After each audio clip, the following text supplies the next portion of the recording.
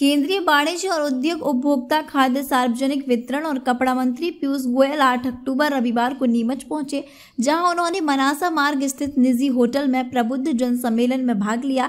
इस कार्यक्रम में मंत्री श्री गोयल के साथ एमएसएमई मंत्री ओम प्रकाश सकलेचा, सांसद सुधीर गुप्ता, नीमच विधायक दिलीप सिंह परिहार, मनासा विधायक माधव मारू, भाजपा जिलाध्यक्ष पवन पाटीदार और नगर पालिका अध्यक्ष स्वामी चौपड़ा भी मौजूद रही। कार्यक्रम की शुरुआत मां सरस्वती की तस्वीर के समक्ष दीप प्रज्वलन से की गई। उसके बाद कार्यक्रम में मौजूद प्रबुद्ध जनों, सामाजिक संस्थाओं, व्यापारी वर्ग, चार्टेड अकाउंटेंट संगठन सहित अन्य संगठन द्वारा मंत्री श्री गोयल का पुष्पहार और पुष्पगुच्छ भेंट कर स्वागत किया। कार्यक्रम में स्वागत भाषण भाजपा जिलाध्यक्ष पवन पाटीदार द्वारा दिया गया। कार्यक्रम के दौरान ही अतिथियों द्वारा राष्ट्रपति पुरस्कार से सम्मानित शिक्षक रमेश मौर्य का सम्मान भी किया गया।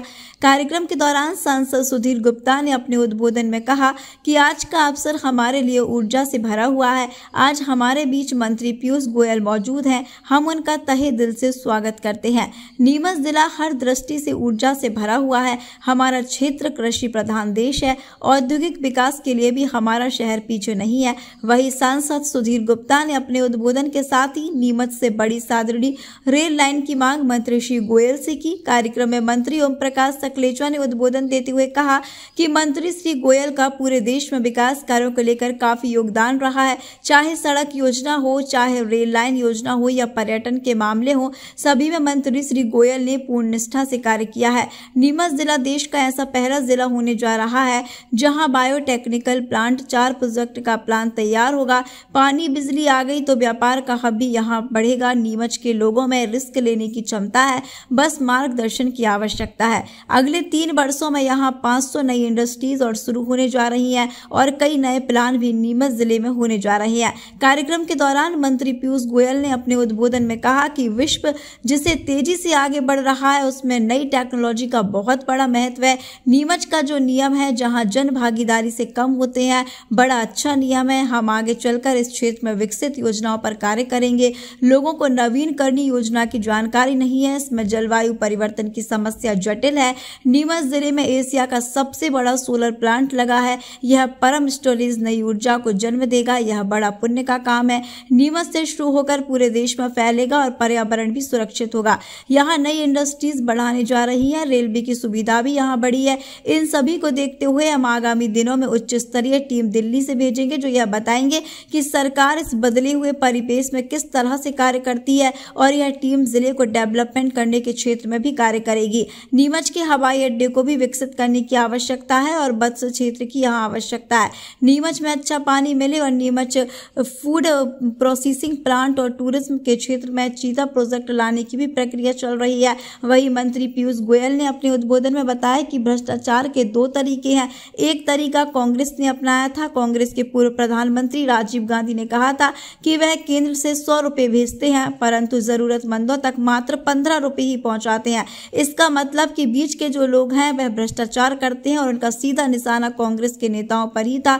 आज देखने को मिलता है कि कांग्रेस के नेताओं के पास बड़े बड़े भवन, बड़ी बड़ी होटल, बड़ी बड़ी जमीन है।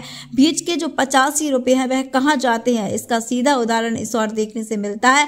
और दूसरा भ्रष्टाचार विकास कार्यों में विलंब करना होता है।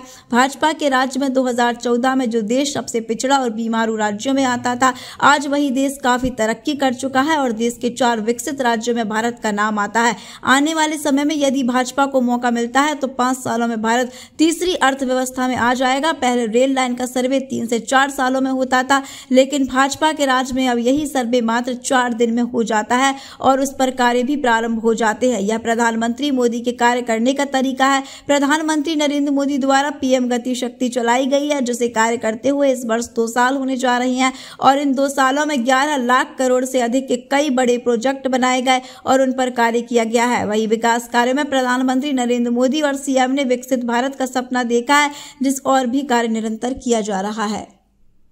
मुझे बड़ा आनंद आया देख के कि नीमच के तीनों आमदार विधायक भारतीय जनता पार्टी के, मंदसौर के सुधीर जी के क्षेत्र के 8 के 8 विधायक भाजपा से चुन के जीते और मुझे विश्वास है कि नीमच में जो विकास, जो प्रगति गत 18 वर्षों में शिवराज जी के नेतृत्व में मध्य प्रदेश की सरकार ने और गत 9.5 वर्षों में केंद्र से प्रधानमंत्री नरेंद्र मोदी जी के काम से, और अब तो हमारे दोनों माननीय सांसद, हमारे मंत्री, दोनों विधायक, सब ने जिस प्रतिबद्धता के साथ नीमच की सेवा की है, मुझे पूरा विश्वास है कि पुनः एक बार यहाँ पे 8 के 8 विधायक मंदसौर में भाजपा का परिदृश्य देख के औद्योगिक क्या संभावना मानते औद्योगिक विकास की सर, क्या सौगात मिलेगी आपको?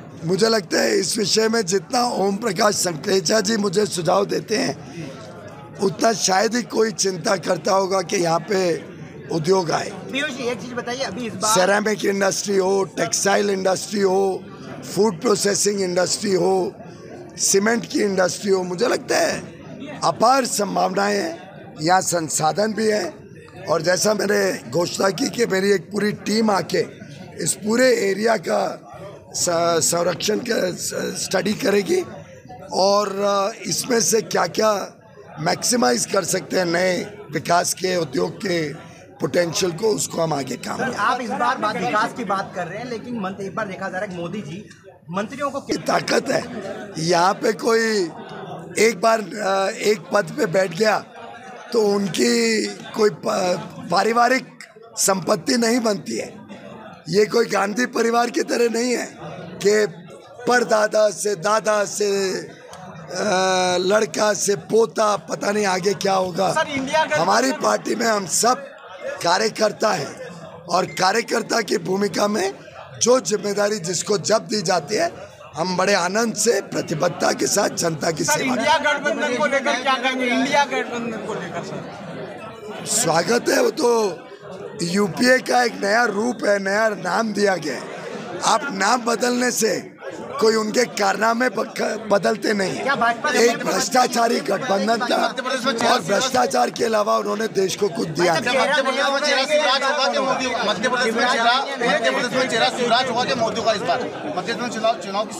हमारे हर चुनाव में हमारा चेहरा कमल होता है और कमल हम सबके लिए पूजनीय है। कमल लेके हम जनता के बीच जाते हैं।